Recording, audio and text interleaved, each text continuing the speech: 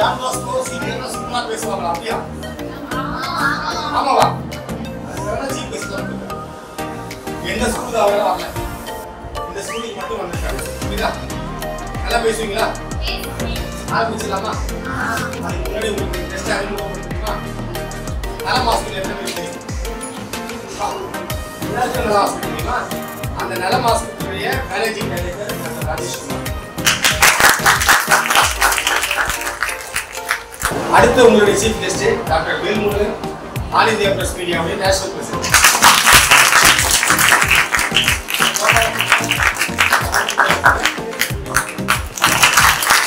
இவர் வந்து ஆனந்தி செந்தில்குமார்,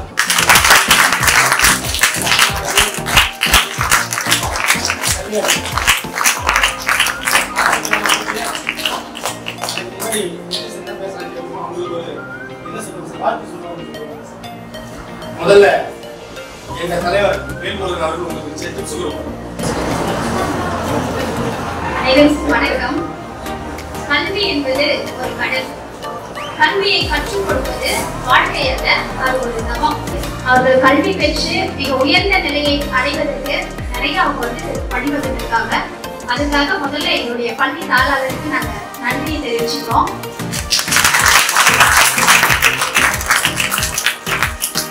அடுத்து இந்த நேதாஜி அறக்கட்டளை பேச்சு போட்டி என்பது நம்ம பல ஆண்டுகளாக நம்ம இந்த போட்டியில வந்து கலந்துட்டு வருவோம். இந்த போட்டி மூலமா பாத்தீங்கன்னா அநேக மாணவர்களுடைய திறமைகளை வந்து வெளியில கொண்டு வந்து அவர்களை மிக உயர்ந்த நிலையை அடைய செய்வதற்கு எங்களுடைய நேதாஜி அறக்கட்டளை மிகுந்த எங்களுக்கு வந்து ஒரு சப்போர்ட்டா இருக்கு. முதலாவது, தன்னலம் கருதாமல் பொதுநலம் கருதி வாழும் தலைவர்கள் கூட இன்னைக்கு பொதுநல சேவகனாக நம்மளுடைய மத்தியில நலம் ஃபவுண்டேஷன் அண்ட் நலம் hospital director doctor MR. Rajesh அவர்களை எங்களுடைய பள்ளிக்கு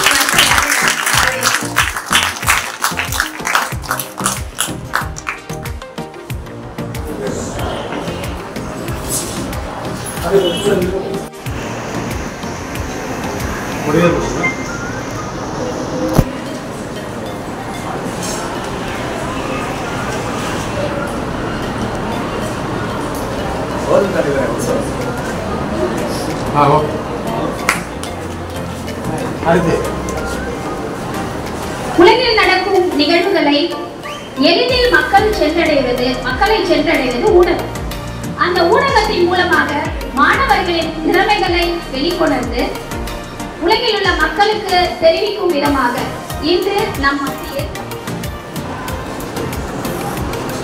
திரு ஏ.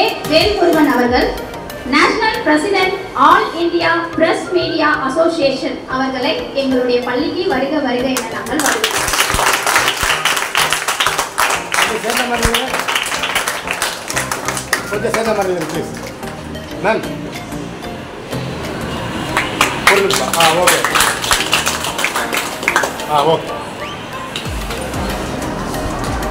அடுத்து இந்த மீடியா அசோசியேஷனுக்கு உறுதுணையாக இருந்து ஊடகங்கள் மூலம் பல சேவைகளை செய்யும் Thiru V. Gopalakrishnan, state deputy secretary all India press media அவர்களை வருக வருக என நாங்கள் வரவேற்கிறோம். டீச்சர் கொஞ்சம் போங்க.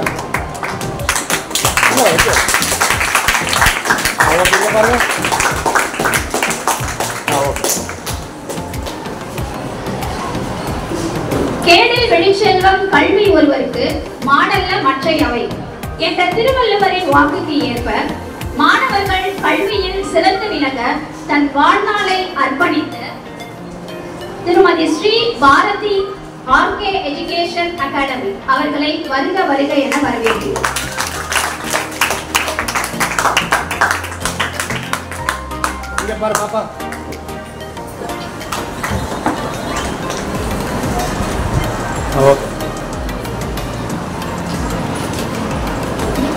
சார் பிஸ்கட் வந்துச்சு.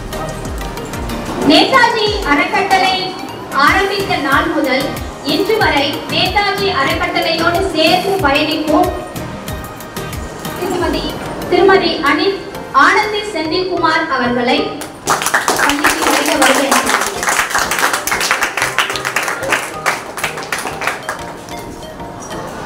இங்க பாருங்க பாப்பா, இங்க பாரு. ரைட்.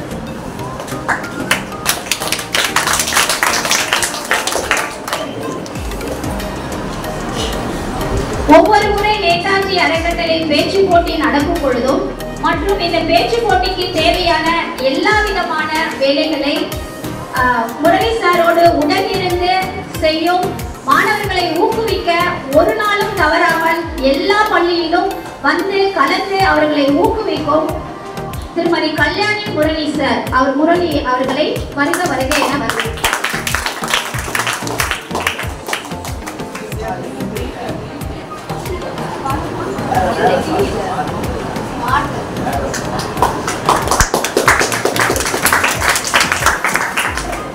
விடமாட்டா. சரி, இங்க பாருங்க, நீ உள்ள பட சொல்லலாம். ரைட், இங்க பாருங்க.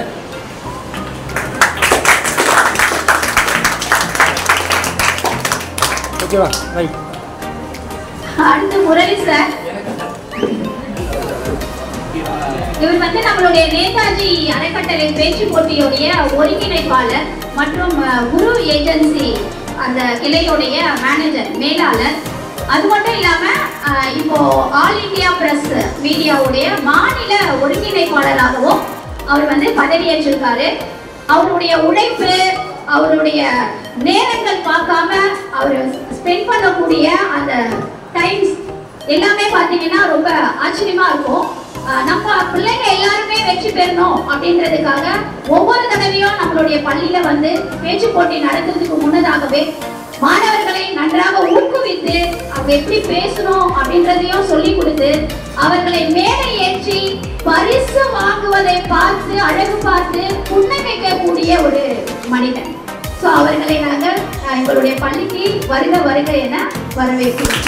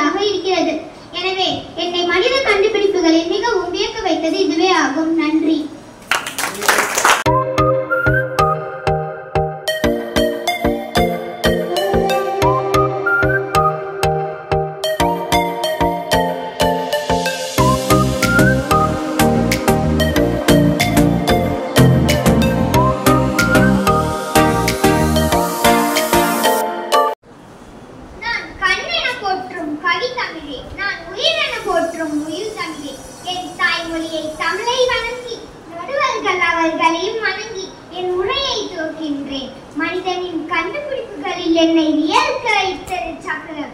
சக்கரத்தின் உதவியால் தான் மனிதனும் பொருட்களும் ஓரிடம் விட்டு வேறிடம் செல்வது எளிதாயிற்று. சக்கரம் போக்குவரத்துக்கு பயன்படுவதற்கு முன்னதாக மண்ணை குழைத்து பானை செய்வதற்கு பயன்படுகிறது. சுழற்றும் சக்கரம் மூலம் இருந்த இடத்தினிலே பாத்திரங்களை சமமான அளவில் வடிக்க முடிந்தது. நாகரீக வளர்ச்சியில் சமையலுக்கான மண் பாத்திரங்களை உருவாக்கத்திலும் சக்கரங்கள் பெரும் பங்கு வகித்திருக்கிறது. அன்றைய தொடங்கி இன்றைய கார், பஸ், சைக்கிள், கை கடிகாரங்கள், தொழிற்சாலை இயந்திரங்கள், ஏன் கொடுக்கும் பொம்மைகள் வரை சக்கரங்கள் என்று எதுவும் அசையாது. அன்று முதல் இன்று வரை மண்பண்ட உருவாக்கத்திலும் பொறியை சுமந்து செல்லும் வண்டிகளிலும் சக்கரங்கள் பயன்பட்டு வருகின்றன. உலகில் உள்ள எல்லா பொருட்களின் உருவாக்கத்திலும் பங்கு வகிப்பது சக்கரம். பிறப்பு முதல் இறப்பு வரை மனிதனின் வாழ்க்கையில் பயணம் செல்வது சக்கரம். இவ்வளவு ஏன், இங்கு வந்து அமர்ந்திருக்கும் நடுவர்கள் கூட சக்கரத்தினால் பொருத்தப்பட்ட வண்டி இல்லாமல் இங்கு வந்திருக்க முடியுமா? முடியாது. எனவே மனிதனின் கண்டுபிடிப்புகளில் என்னை வியர்க்க வைத்தது சக்கரமே என்று கூறி விடைபெறுகின்றேன். நன்றி.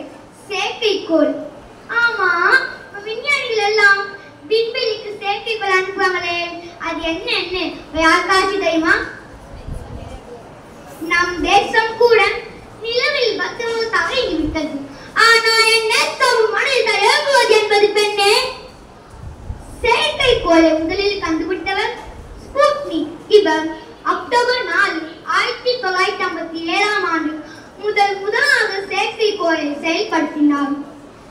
விண்கலங்கள் வரிசையில் பார்க்கும் பொழுது மனிதனின் முயற்சியால் விண்வெளியின் கோளப்பாதையில் இயங்கும் போலாக செயற்கைக்கோள்கள் போல் விண்வெளிக்குள்ளே வருவதனால் இதற்கு செயற்கைக்கோள் என்று பெயர் வந்தது. ஏவும் திசை அம்பை போல ஏந்தும் இனத்தை மாற்றுங்கள், ஏவுகணையும் தமிழை எழுதி எல்லா கோயிலும் ஏற்றுங்கள் என்கிறார் பயமுத்து. 50 நாடுகளில் செயற்கைக்கோள் விண்வெளியில் செலுத்தப்பட்டிருந்தாலும் அவற்றை வானில் செலுத்தும் ஆற்றல் 10 நாடுகளுக்கு மட்டுமே இதுவரை உள்ளது. ஒரு சில 100 செயற்கைக்கோள்கள் மட்டுமே தற்போது செயல்பாட்டில் உள்ளன. செயற்கைக்கோளை எங்கே எல்லாம் பயன்படுத்துகிறோம் உங்களுக்கு தெரியுமா? செயற்கைக்கோள் பணிகளுக்கு செயல்பாடுகளுக்கு பயன்படுகின்றன. ராணுவ கண்காணிப்பு, உளவு வேலைகள், பூமியை கண்காணிக்கும் வேலைகள், வானியல், ஓர் இடத்திலிருந்து மற்றொரு இடத்திற்கு எளிதில் செல்லும் ஆகிய எல்லாவற்றிற்கும் செயற்கைக்கோள்கள் பயன்படுகின்றன. செயற்கைக்கோள்கள் கணினியின் உதவியை கொண்டு பெரும்பாலும் தாமதமாக சுதந்திரமாக செயல்படுகின்றன. 20ஆம் நூற்றாண்டில் இந்தியா வானியல் ஆய்வுத்துறைகள் தமிழர்கள் பங்கு மகத்தானது. அப்துல் கலாம், மயில்சாமி, அண்ணாதுரை, பரமதி போன்றோர் வரிசையில் மட்டுமென்று வாயிலம்.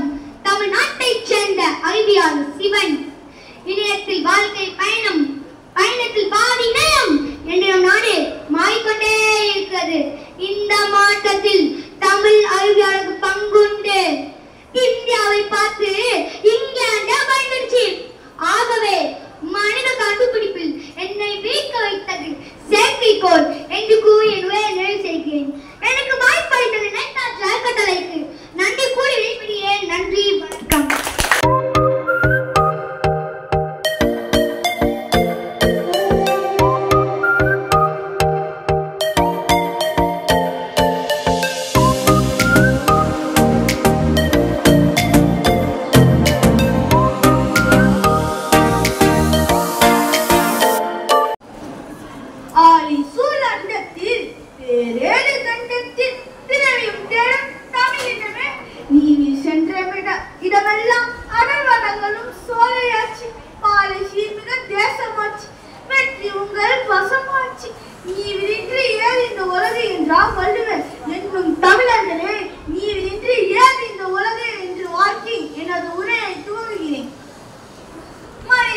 கண்டுபிடிப்பில் என்னை வியக்க வைத்தது கல்வி. இந்த உலகையே மாற்றக்கூடிய ஆயுதம் ஒன்று உள்ளது என்றால் அது கல்விதான் என்றால் நெல்சன் மண்டேலா. படிக்காமல் இருப்பதை விட பிறக்காமல் இருப்பதே மேல் என்றார் பிளாட்டோ. பெற்ற பிள்ளை கைவிட்டாலும் கற்ற கல்வி கைவிடாது என்றார் மகாத்மா காந்தி. படிப்பால் மட்டுமே பாரதத்தை போராட வைக்க முடியும் என்று படித்து படித்து கூறியவர் மாமனிதர் அப்துல் கலாம். 1000 ஆலயங்களை கட்டுவதை விட ஒரு பாடசாலையை கட்டுவதை சால சிறந்தது என்றார் பாரதியார். மனித வாழ்வில் நீர், உணவு எவ்வளவு அவசியமோ அதை விட அவர்கள் அறிவை வளர்ப்பதற்கு எது சரி எது தவறு என்று தேர்ந்தெடுப்பதற்கு அவர்கள் கற்ற கல்வி மிகவும் அவசியமாகும். மனித வாழ்வில் உயர்வான எண்ணங்களும் உன்னதமான குணங்களும் தோன்றுவதற்கு முதல் காரணம் அவர்கள் கற்ற கல்வி. கல்வி கற்றவர்கள் சமூகத்தில் உயர்ந்த இடத்திலே பார்க்கப்படுகிறார்கள். அண்ணா அம்பேத்கர், கல்பனா சாவ்லா, அப்துல் கலாம், மயில்சாமி போன்றவர்கள் படிப்பால் உயர்வடைய செய்தவர்கள் ஆவார்கள்.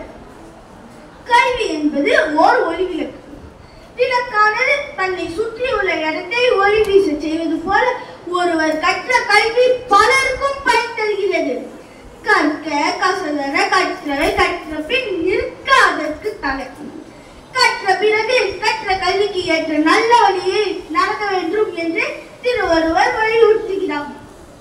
கல்வி ஏழைக்கு செல்வம், செல்வந்தற்கு அணிகலம், நாட்டிற்கு நன்மை, வீட்டிற்கு விளக்கு, பெண்களுக்கு பாதுகாப்பு. இவ்வளவு சிறந்த கல்வியை படிக்காமல் இருப்பதை விட பிறக்காமல் இருப்பதே மேல் என்றார் பிளாட்டோ. நீ கோவிலுக்கு செல்ல வேண்டும் என்றால் இந்துவனாக இருக்க வேண்டும். நீ சர்ச்சுக்கு செல்ல வேண்டும் என்றால் கிறிஸ்துவனாக இருக்க வேண்டும்.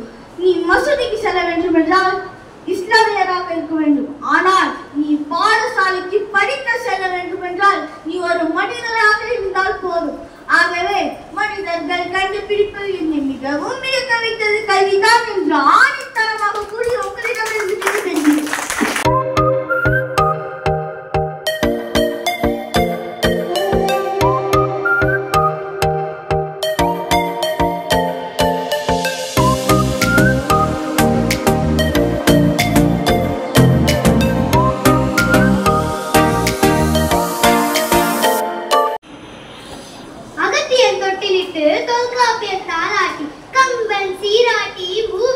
பாராட்டி வருடங்கள் 2000 கடந்தாலும் இன்றும் கன்னித் தமிழாய் செந்தமிழாய் வாழ்ந்து வரும் தாய்மொழியாம் அன்னை தமிழால் அனைவரையும் வணங்குகிறேன். இன்று நான் பேச போற தலைப்பு என்னவென்றால் என்னடா இது சாலை விதிகள்லாம் ஒரு தலைப்பான்னு கேட்பீங்க.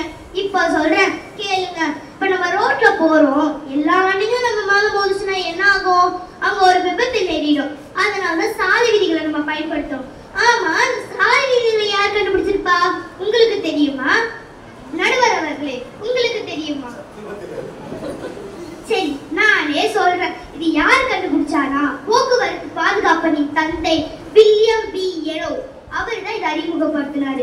இந்த வயசுலதான் மிதிவண்டியை விட்டு பெட்ரோல் வண்டிகளை ஓட்ட மனம் ஆசைப்படும். அதனால் அப்பாவிடம் அண்ணாவிடம் தெரிஞ்சவங்களிடம் வண்டிகளை இரவல் வாங்கி சாலையில் வேகமாக ஓட்ட தோன்றும். ஆனால் உரிய ஓட்டுநர் உரிமமின்றி சாலையில் வேகமாக வண்டிகளை ஓட்டக்கூடாது என்பதை நினைவில் கொள்ளுங்கள். விதித்திருப்பதை அறிவோம், அறிந்ததை மற்றவர்கள் சொல்வோம், உரிய காலத்தில் பயன்படுத்துவோம். சாலையில் இடப்பக்கம் வண்டிகள் செல்வதை நீங்கள் பார்த்திருப்பீர்கள். அதுதான் முதல் விதி. சாலையின் ஓரங்களில் இருக்கும் அடையாள பாதைகளை குறித்து வாகனங்களை இயக்க வேண்டும். இருசக்கர வாகனங்களில் செல்லும் போது கட்டாயம் தலைக்கவசம் அணிய வேண்டும். தலைக்கவசம் நம் உயிர் கவசம். மகிழ்ந்து செல்பவர்கள் கட்டாயம் இருக்கை பட்டை அணிய வேண்டும். அதுவே நம் உயிர் பாதுகாப்பு. காதுகளை அழைத்தவாறு காதணி பேசிகளை அணிந்து கொண்டு பாடல்கள் கேட்க வேண்டுமானால் பின்னிருக்கையில் அமருங்கள். சாலையில் வேண்டாம் மழை பேசி குடும்பம் காத்திருக்கும். நீ யோசி. சாலையில் இடப்பக்கமாக திரும்புவதற்கு முதலில் முடிந்த அளவு இடப்பக்கம் வந்த பிறகு வண்டியின் இடப்பக்கம் சைகை விளக்கை ஒளிர விட்டவாறு கண்ணாடியில் கண்காணித்துக் கொண்டே திரும்ப வேண்டும். அது போக வலப்பக்கமாக திரும்புவதற்கு முதலில் சாலையின் நடுவில் வந்த பிறகு கவனமாக வண்டியின் வலப்பக்கம் சைகை விளக்கை ஒளிர விட்டவாறு கண்காணியில் கண்காணித்துக் கொண்டே வர வேண்டும். சிலர் பள்ளிகளில் ஓட்டுவதை போல பின்னால் வருபவர்களுக்கு கடும் அச்சத்தை கிளப்பியவாறு ஓட்டுவார்கள். அதை பார்த்து நாமும் கிளர்ச்சி அடைந்து சாலையில் வேகமாக ஓட்ட முயலக்கூடாது. மிதவேகம் மிகுந்த பாதுகாப்பு. சாலையில் பயணிக்கும் அனைவரும் பின்னால், அதாவது ஆம்புலன்ஸ்க்கோ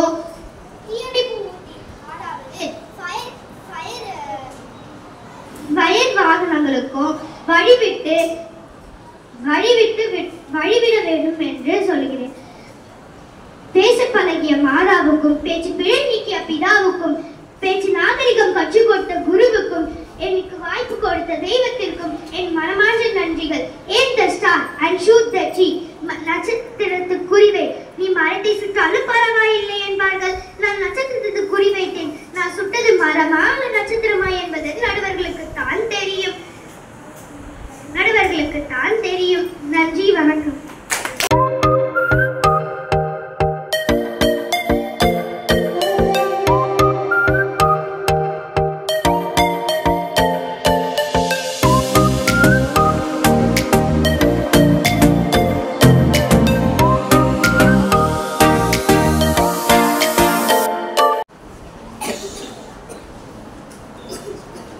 செந்தாமரை மலர் போல் இன்முகத்தோடு அமர்ந்திருக்கும் நடுவர் அவர்களே, கல்வி கண் திறந்து வைக்கும் ஆசிரியர் பெருமக்களே, வருங்கால இந்தியாவை செழிப்புடன் உருவாக்க இருக்கும் என் போன்ற மாணவ மாணவிகளே, அனைவருக்கும் என் வணக்கத்தை தெரிவித்துக் கொண்டு என் உரையை துவங்குகிறேன். நான் பேசவிருக்கும் தலைப்பு மனித கண்டுபிடிப்புகள் என்ன விரிக்கிறது. சற்று சிந்தியுங்கள். வெயில் மழை காற்றிலிருந்து நாம் பாதுகாப்பாக இருப்பதற்கு தங்க வீடும் படிப்பதற்கு பள்ளிகளையும் கட்டுகின்றோம். ஆனால் அதில் நாம் தங்குவதற்கு எது அவசியம் என்று சிந்தித்திருக்கிறீர்களா? அது இல்லாமல் நம்மால் 5 நிமிடங்கள் கூட இருக்க முடியாது. ஆம், அதுதான் மின்சாரம். மனித வாழ்வு சீராக அமைய பல கண்டுபிடிப்புகள் கண்டுபிடித்துள்ளன. தற்போது மின்சாரத்தின் கண்டுபிடிப்பு நம் வேலையை எளிதாக்குவதற்கும் நாம் மிகவும் சார்ந்திருக்கும் ஒரு கண்டுபிடிப்பாகும். பெஞ்சமின் பிராங்க்லின் என்பவர் மின்சாரத்தை கண்டுபிடித்த பெருமை உரியவர். அவர் 1700களில் தனது காத்தாடி பரிசோதனை மூலம் மின்சாரத்தை கண்டுபிடித்தார். உலக நாடுகளில் மின்சாரம் உற்பத்தி செய்யும் பட்டியலில் இந்தியா 3வது இடத்தில் உள்ளது. இந்தியாவிலேயே நம் தமிழ்நாடு 2வது இடத்தை உள்ளது என்று நினைத்து நான் மிகவும் பெருமிதம் அடைகின்றேன். நம் வீட்டில் அநேக பொருட்கள் மின்சாரத்தினாலே இயங்குகிறது. எனவே நம் வேலையை எளிதில் முடிகிறது. எண்ணற்ற தொழிற்சாலைகளும் நிறுவனங்களும் மின்சாரத்தை சார்ந்தே இயங்குகிறது. மின்சாரம் இல்லாத வாழ்வு எப்படி இருக்கும் என்பதற்கு எடுத்துக்காட்டு மிக்ஜாம் புயலை எடுத்துக்கொள்ளலாம். அந்த 3 நாட்கள் நாம் மின்சாரம் இல்லாமல் எத்தனை இன்னலுக்கு உள்ளானோம் என்பதை நினைத்து பாருங்கள். ஏன் நாம் அதிகம் பயன்படுத்தும் அலைபேசி கூட மின்சாரம் இல்லாமல் இயங்காது. இதையெல்லாம் பார்க்கும்போது மனித கண்டுபிடிப்பிலே என்னை மிகவும் வியக்கவும் சிந்திக்கவும் வைத்த ஒரே கண்டுபிடிப்பு மின்சாரமே. மின்சாரம் என்பது மனித குலத்துக்கு விஞ்ஞானம் தந்த மிகப்பெரிய வரமாகும். இது நவீன வாழ்க்கையின் ஒரு பகுதியாகவே மாறிவிட்டது. இது இல்லாத பூமியை நம்மால் சிந்தித்து கூட பார்க்க முடியாது.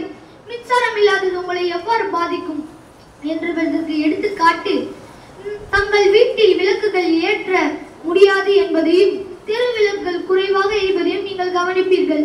அறிவியல் அறிக்கையின்படி உலகம் முழுவதும் ஒரு நாள் மின்சாரம் நிறுத்தப்பட்டால் கடுமையாக போக்குவரத்து பாதிக்கப்படும். ஏனென்றால் விமானம் மற்றும் ரயில்கள் இயங்கும் முறைகள் மின்சாரத்தினால் இயங்கும் ரேடார் மற்றும் சிக்னல்களில் இயங்குகிறது.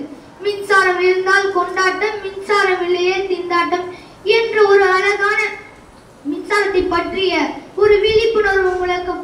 மின்சாரம் நம் வாழ்வில் காற்றை போல் மாறிவிட்டது. காற்று இல்லாமல் எவ்வாறு வாழ முடியாதோ அதே போல் மின்சாரம் இல்லாமல் நம்மால் வாழ முடியாது. எனவே மனித கண்டுபிடிப்பிலே மிகவும் வியக்க வைத்தது மின்சாரமே மின்சாரமே மின்சாரமே என்று என் உரையை முடிக்கிறேன். நன்றி.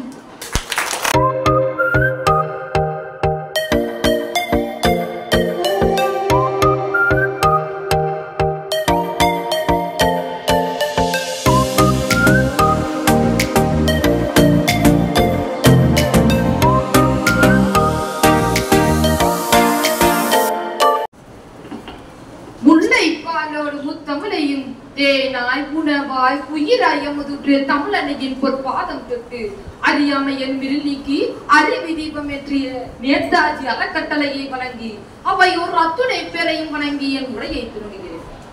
இன்றைய நவீன உலகம் நம்மை ஆட்கொண்டுள்ளது. நாம் வாழும் உலகம் எங்கோ சென்று விட்டது என்று தான் கூற வேண்டும். இதற்கு முக்கிய காரணம் மனித கண்டுபிடிப்புகள் வளர்ச்சி என்பதில் எந்தவித அறிவும். கண்டுபிடிப்புகளின் வளர்ச்சி மனிதனுக்கு பல வசதிகளையும் வாய்ப்புகளையும் ஏற்படுத்துகிறது. அவ்வகையில் சமீபத்தில் ஏதேனும் கண்டுபிடிப்பு வெளிவந்ததை நாம் பார்த்தோமா? இல்லையே. கல்வி என்னும் அக்ஷய பாத்திரம் கிடைத்தும் அதன் அறியாமையில் நீங்கி தவறுகிறோமே, அதுவே முக்கிய காரணம் என்பதை நான் இங்கு ஆணித்தரமாக கூறுகிறேன். கேடல் விழிச்செல்வம் கல்வி என்பது வள்ளுவன் வாக்கு. மனிதன் தன் நாட்டிலே விரிவாக்க கண்டுபிடித்ததுதான் கல்வி. அதுவே மனித கண்டுபிடிப்பில் என வியக்க வைத்ததாகும். கல்வி என்பது வருவாய் தேடும் வழிமுறை என்று. அது மெய்மையை தேடவும் அறநெறியை பயிலவும் மனித ஆன்மாவுக்கு பயிற்சியளிக்கும் ஒரு நெறிமுறையாகும்.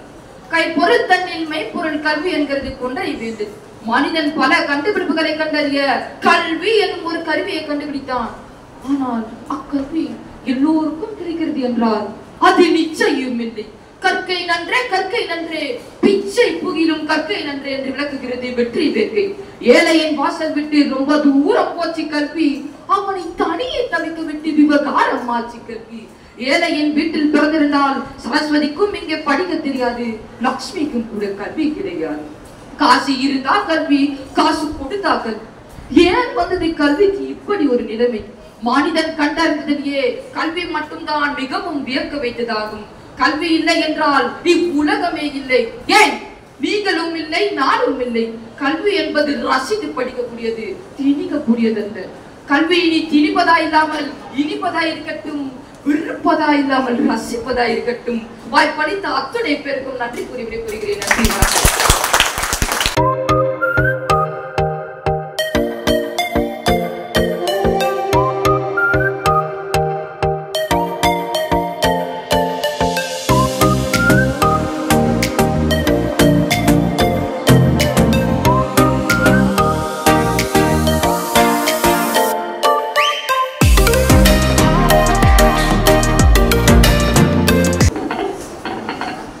அன்னை சொன்னபடி அதில்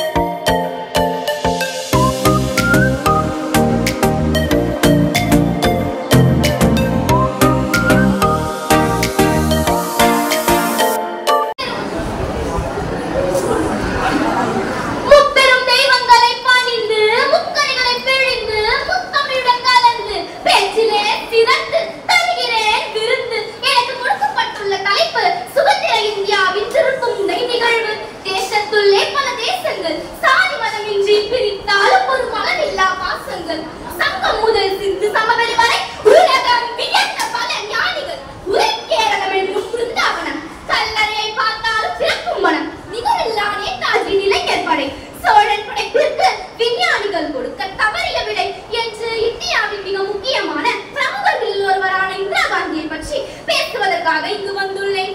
இந்திரா காந்தி பிரதமராக இருந்த காலத்தில் பல திருப்பு முனைகளை சந்தித்தார். அதில் ஒன்றான வங்காளதேச விடுதலை போர் 1971 பாகிஸ்தானிலிருந்து வங்காளதேசத்தின் சுதந்திர இயக்கத்தை ஆதரிப்பதில் இந்திரா காந்தி முக்கிய பங்கு வகித்தார். பங்களாதேஷின் சுதந்திரத்துக்கு ஆதரவான பாகிஸ்தானுக்கு எதிரான இந்திய ராணுவ தலையீடு பிராந்தியத்தின் புவிசார் அரசியல் குறிப்பிடத்தக்க திருப்பு முனையாக அமைந்தது. பொருளாதார சீர்திருத்தங்கள் இந்திரா காந்தியின் ஆட்சி காலத்தில் வங்கிகள், தேசியமயமாக்கல் மற்றும் பசுமை புரட்சி உட்பட பல்வேறு பொருளாதார கொள்கைகள் காணப்பட்டன. இந்த கொள்கைகள் அவர் காலத்தின் பொருளாதார பாதையை வடிவமைத்து எதிர்கால பொருளாதார சீர்திருத்தங்களுக்கு அடித்தளமிட்டன. அதுவே இந்திரா காந்தி 2024 உயிரோடு இருந்திருந்தால் அவரது வலுவான தலைமைத்துவ பணி மற்றும் புத்திசாலித்தனத்தை கருத்தில் கொண்டு இந்தியாவில் அவர் தாக்கம் குறிப்பிடத்தக்கதாக இருந்திருக்கும். எந்த ஒரு தலைவரின் தாக்கமும் இந்திரா காந்தியை போன்று இல்லை. செல்வாக்கு மிக்கவர் கூட சமகால இயக்கவியல், பொது உணர்வு மற்றும் நவீன இந்தியா எதிர்கொள்ளும் சிக்கல்களை தீர்க்கும் திறன் ஆகியவற்றை பெற்றதில்லை. ஒருவேளை இந்திரா காந்தி தற்போது இருந்திருந்தால் நமது இந்தியா இன்னும் பல முன்னேற்றங்களை விட சிறந்து விலகி இருக்கும் என்பதை ஆணைத்தரமாக கூறுகிறேன். சேற்றினிலே உதித்தாலும் செந்தாமரையாய் வளர்வோமே, காற்றினிலே கலந்தாலும் நறுமணமாய் திகழ்வோமே. தாய் தமிழே என் முதல் பேச்சதன் தனி சிறப்பே என் உயிர் மூச்சு என்று கூறி விடைபெறுகிறேன். நன்றி, வணக்கம்.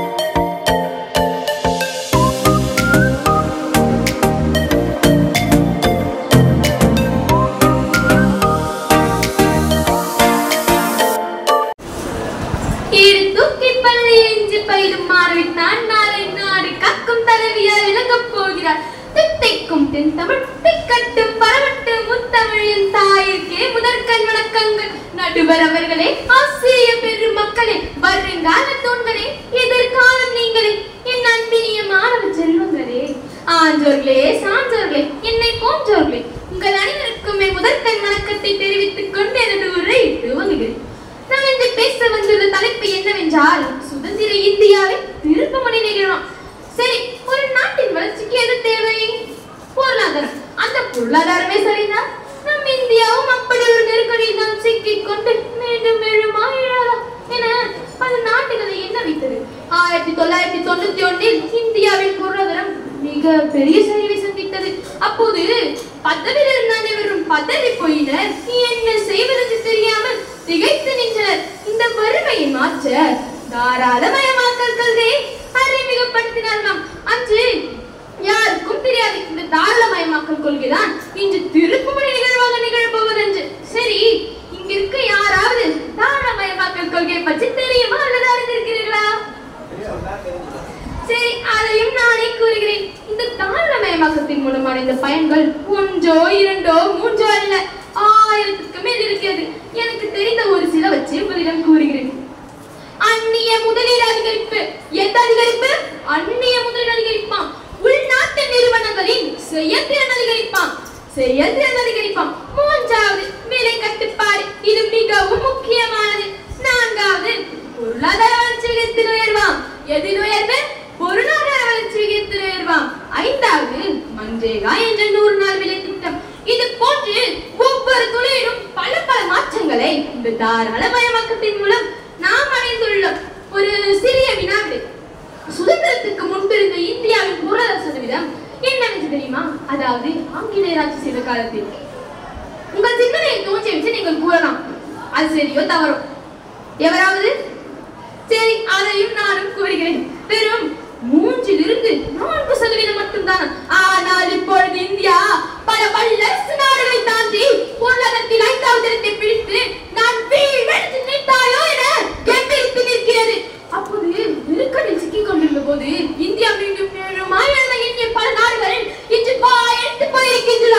அனைவருக்கும் ஒரு சிறிய வேண்டுகோள். நாம் எண்ணுகிறோம் பொருளாதாரம் என்பது ஒரு நாட்டின் வளர்ச்சி என்று. ஆனால் அது கேட்டவை கிடையாது. ஒரே சாமானிய மனிதன் வளர்ச்சியும் நாம் அறிய வேண்டும். பொருளாதாரத்தில் இந்தியா முதலிடம் பிடிக்க போவது வெகு தொலைவில் இல்லை.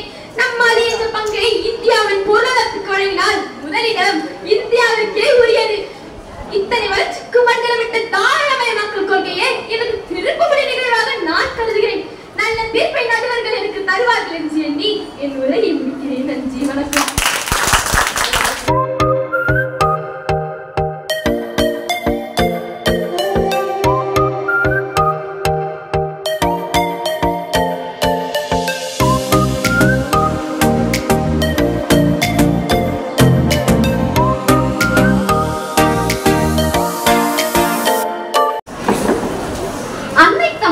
என் ஆவை கலந்தவளே, என்னை வளர்ப்பவளே, என்னில் வளர்ப்பவளே, உன்னை புகழ்வதற்கே இவ்வுலகில் பிறப்பெடுத்தேன். சொல்லில் விளையாட சொல்லி தந்தவளே, உனது புகழ் சொல்லில் சொல்ல முடியலே என்று தமிழ் மொழியை வாழ்த்தி, முக்கணிகளில் சிறந்ததுமா ஆங்கில மாதத்தில் சிறந்ததுமே தமிழ் மாதத்தில் சிறந்தது தான் மூன்று எழுத்தையும் சேர்த்து மேதைகளாக அமர்ந்திருக்கும் நடுவர் அவர்களுக்கும் அறிவில் சிறந்த ஆசிரியர்களுக்கும் என்னுடன் பிறவா சகோதர சகோதரிகளுக்கும் என் முத்தான முதற்கண் வணக்கத்தை தெரிவித்துக் கொண்டு எனது உரையை தொடங்குகிறேன். இப்பொழுது எனக்கு கொடுக்கப்பட்டுள்ள தலைப்பு சுதந்திர இந்தியாவின் திருப்புமுனை நிகழ்வு.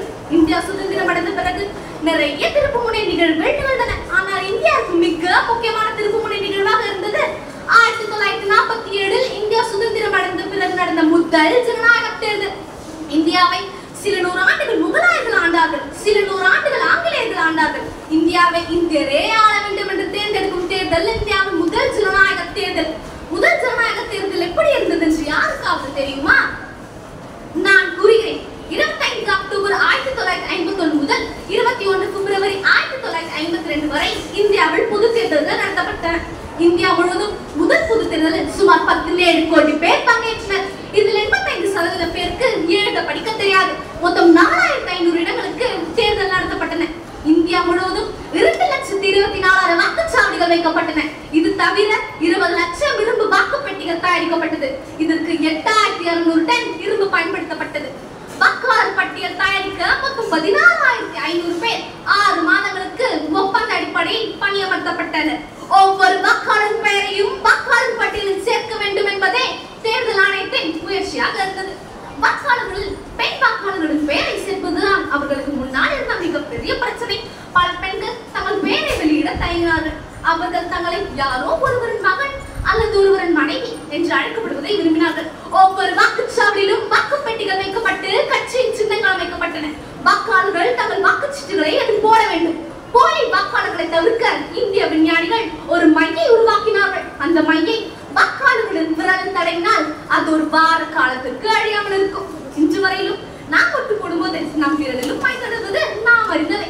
ஆனால் இன்றெல்லாம் அந்த மை ஒரு மாத காலத்திற்கு கூட அழியாமல் இருக்கிறது. தேர்தல் மற்றும் வாக்காளர் உரிமைகள் பற்றி ஆவணப்படம் இந்தியா முழுவதும் 3000 திரையரங்குகளில் திரையிடப்பட்டது. ஒரு எண்ணத்தையோ சொல்லையோ செயலையோ கொண்டு பெரியதொரு மாற்றத்தை தோற்றுவிக்கும் ஆற்றல் மனிதனுக்கு உண்டு.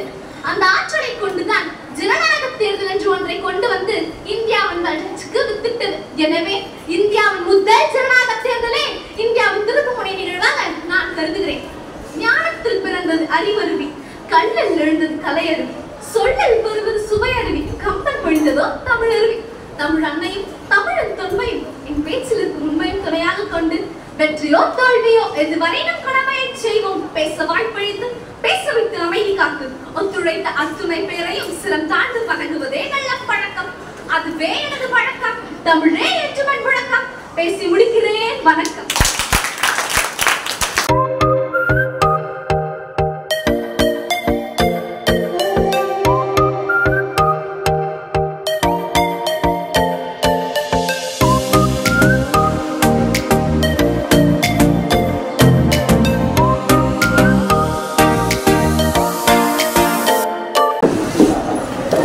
பேச வல்ல திறனை வழங்கி இயேசு வல்லாசவனை வணங்கி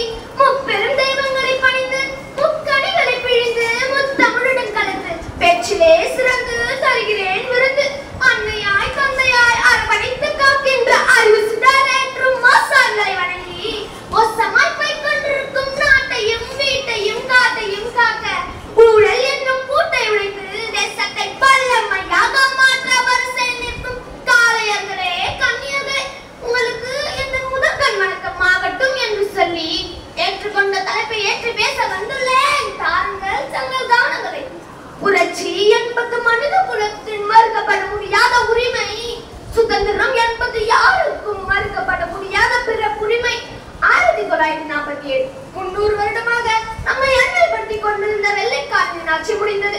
இதற்கு பின் இந்தியாவை யாராலும் சீன முடியாது என்று நினைத்துக் கொண்டிருந்த போது 1962 இந்தியா சீனா போது நம்மால் சீனாவை தோற்கடிக்க முடியவில்லையே என்று விரக்தியுடன் பின்வாங்குகிறார்கள் இந்திய ராணுவ வீரர்கள். ஏனெனில் 80,000 ராணுவ வீரர்கள் அதிநவீன ஆயுதங்களை கொண்டு இந்திய எல்லைக்குள் முன்னேறி கொண்டே வருகிறது சீன ராணுவம். சீனா இந்திய ராணுவ வீரர்கள் எல்லாம் பயந்து பின்வாங்கி விட்டார்கள். இனி அருணாச்சல் பிரதேஷ் நமக்கு தான் என்று நினைத்துக் கொண்டிருந்த போது அன்பிற்கு மட்டும் அடிபடுவேன், உன்னாரத்திற்கும் அதிகாரத்திற்கும் அடிபணிய மாட்டேன் என்பது போல திடீரென குண்டடிப்பட்டு 5 சீன ராணுவ வீரர்கள் இறந்து போகிறார்கள். இந்திய ராணுவ வீரர்கள் எல்லாம் பயந்து பின்வாங்கி விட்டார்களே. கண்ணு கெட்டிய துணிவு வரை யாரும் இல்லையே என்று பின்தங்கிய சீன ராணுவம் இந்தியாவுக்குள் வருவதை நிப்பாட்டி அப்பிட்டத்திலேயே அவர்களை கழிக்கின்றனர். இதவிலும் எங்கிருந்தோ தோட்டாக்கள் வருகிறது. கொத்து கொத்தாக சீன ராணுவ வீரர்கள் எல்லாம் இறந்து போகிறார்கள். அங்கிருந்தது யார் என்று தெரியுமா? இந்திய ராணுவ வீரரான ஜஸ்வந்த் சிங் ஒரே ஆளாக நின்று இன்னொரு சீன ராணுவ வீரர்களை வீழ்த்தியவர். நீ நேசிக்க சுவாசிக்க உனக்கென ஒரு நாடு சுதந்திரம் எடுத்து வைத்துக் கொண்டிருக்கிறதே, அது உனக்காக தானே.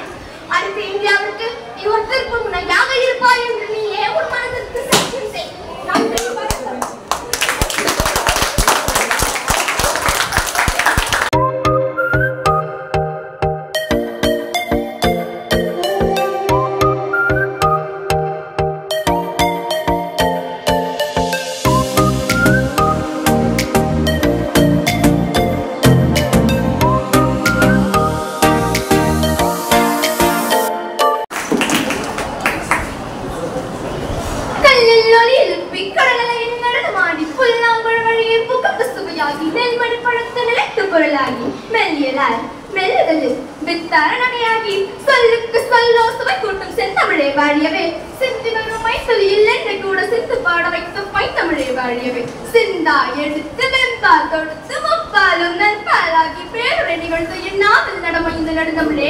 உன்னை வணங்கி உன்னவையை வணங்கி துவங்குகிறேன். நீதி நெறியை 3ஆம் கண்ணாக கொண்டு அமர்ந்திருக்கும் நீதிவாழனோடு அவர்களுக்கு இந்த அன்பான வணக்கங்கள். இப்பொழுது தலைப்பிற்குள் வருகிறேன். எனக்கு கொடுத்திருக்கும் தலைப்பு சுதந்திர இந்தியாவின் திருப்புமுனை நிகழ்வு. ஆம், இந்தியா சுதந்திரம் அடைந்த பிறகு பல திருப்புமுனைகளை கண்டது. ஆனால் இந்த உலகையே திரும்பி பார்க்க வைத்த ஓர் திருப்புமுனை நிகழ்வு என்றால் அது பொக்ரான் அணுகுண்டு சோதனை. ஏன், எதற்கு, எப்படி என்று பார்ப்போமா? மே 18, 1974 உலகிற்கு அமைதி உணர்த்தி தினமான புத்த பூர்ணிமா அன்று அமைதிக்கு பேர் போன நம் இந்திய தேசம் அகிம்சையங்கள் உயிர். அதே நேரத்தில் எங்களுக்கு ஆபத்து என்று வந்தால் உலகின் எந்த எல்லை வரையிலும் செல்வோம் எனக்கு அந்த அணுவாயுத சோதனை மூலம் உலகிற்கு ஏற்பட்டது. 1964 நேரு மறைந்த பிறகு அடுத்த பிரதமராக இருந்த லால் பகதூர் சாஸ்திரி அணுவாயுத தயாரிப்பில் சிறிது நாட்டமில்லாதவராக இருந்தார். இவருக்கு பிறகு நேருவின் மகளான இந்தியாவின் இரும்பு பெண்மணி என்று அழைக்கப்பட்ட பெருமைக்குரிய இந்திரா காந்தி இந்திய தேசத்தில் பிரதமரானார். இந்தியாவிற்கும் மாற்றம். இந்திராவால் இந்தியா கண்டதோ 1000 மாற்றம். இவரின் காலத்தில் பாகிஸ்தான் மற்றும் சீனாவின் மாநாட்டம் சற்று அதிகமாக இருந்ததால் நியூக்ளியர் டெஸ்ட் மற்றும் காகிதங்களுக்கு சித்தத்தை எடுத்தார் இந்திரா. இவருக்கு முன்பாகவே 2 வாய்ப்புகள் இருந்தன. ஒன்று, மற்ற நாடுகளிடமிருந்து அணுவாயுதங்களை வாங்க வேண்டும், இல்லை என்றால் சொந்தமாக தயாரிக்க வேண்டும். மற்ற நாடுகளிடமிருந்து அணுவாயுதங்களை வாங்கினால் அந்த நாடு அணுவாயுதங்களை மட்டுமே அளிக்கும். அதை பற்றிய தொழில்நுட்ப தகவல்களை கண்டிப்பாக தராது. அதே நேரத்தில் முழு கட்டுப்பாடும் நம்மிடத்தில் இருக்காது. ஆனால் இந்தியா தேர்ந்தெடுத்ததோ வாய்ப்பு 2ஆவதாகும். அமெரிக்கா, ரஷ்யா, சீனா, இங்கிலாந்து மற்றும் பிரான்ஸ் ஆகிய நாடுகளில் மட்டுமே அணுவாயுதங்களை வைத்திருந்த காலம் அது. அமெரிக்கா 2ஆம் உலகப் போரில் முதலாக அணுவாயுதத்தை பயன்படுத்திய பிறகு அணுவாயுதங்களை வைத்திருக்கும் நாடுகள் மீது மற்ற உலக நாடுகளுக்கு ஒருவித பயம் இருந்தது. ஆனால் நம் இந்தியா எந்த ஒரு பிரச்சனைக்கும் போகாமல் எந்த அணியிலும் சேராமல் அகிம்சை வழியே நின்றது. மரம் சும்மா இருந்தாலும் காற்றத்தை விடுவதில்லை என்பது போலவே நம் பக்கத்து வீட்டுக்காரர்களான பாகிஸ்தான் மற்றும் சீனா நம்மை அடிக்கடி செய்தி வந்தனர். விடுதலையான சில ஆண்டுகளுக்கு பிறகு பாகிஸ்தான் காஷ்மீருக்காக இந்தியாவில் போர் தொடுத்தது. இந்தியா தனது மக்கள் சிலவற்றை பாகிஸ்தானிடம் பறி கொடுத்தது. இதனால் இந்தியா தன் பலத்தை உலகின் முன்பாக நிரூபிக்க வேண்டும். முன்பெல்லாம் இந்தியாவை பற்றி வர்ணிக்க ஒரு சில வரிகள். இந்தியா என்ற நாடுண்டு, ஏலம் கிராமில் பெறுவதுண்டு, பொன்னும் பரலும் மிகண்டு, போக்கரியாளரும் பலருண்டு என்று எண்ணலாம். இன்று இந்தியா என்ற நாடுண்டு, அறிவியல் அறிஞர்கள் பலருண்டு, அறிவியல் வளர்ச்சிகள் மிக உண்டு, அது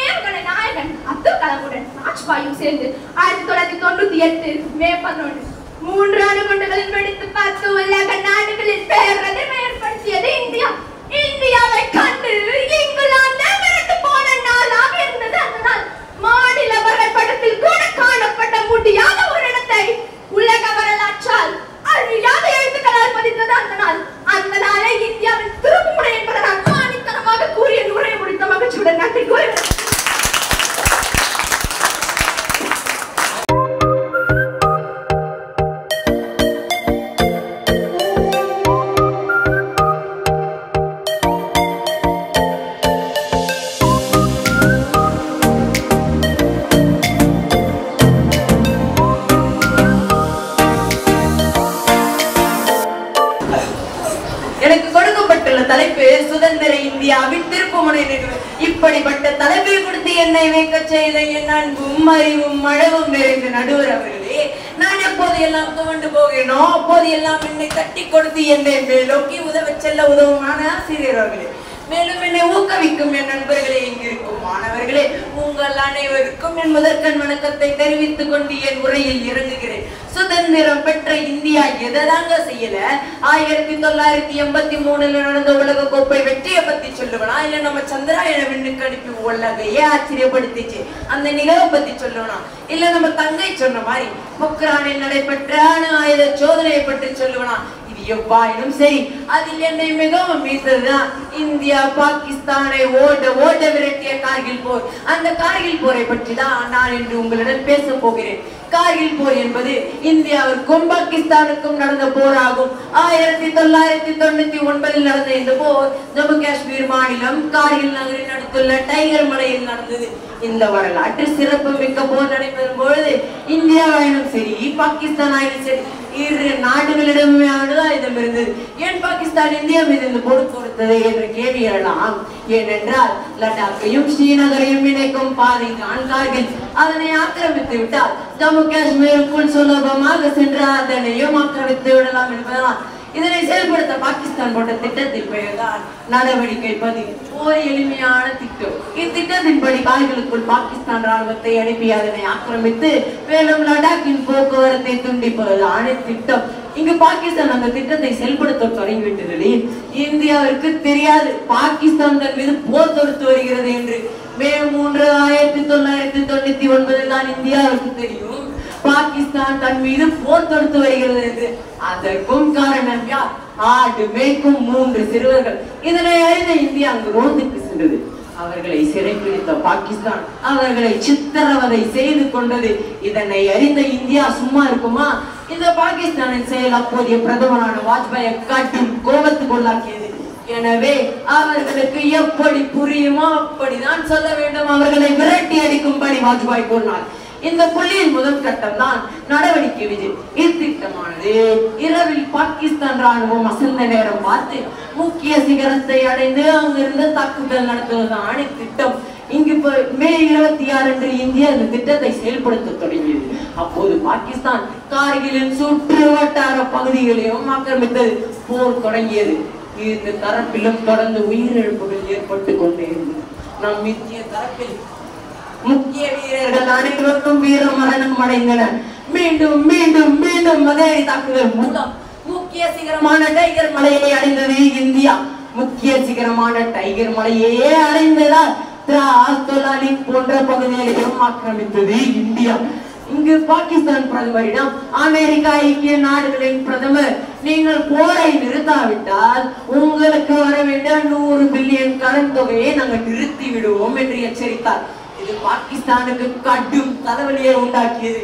எனவே ஜூலை 14, 1999 வாஜ்பாய் அறிவித்தார், நம் கார்கில் போரில் இந்தியா மகத்தான வெற்றி பெற்றது என்று. வாய்ப்பு தந்த நேதாஜி அறக்கட்டளை நடுவர் அவர்களுக்கும் ஆசிரியர் அவர்களுக்கும் நண்பர்களுக்கும் நன்றி.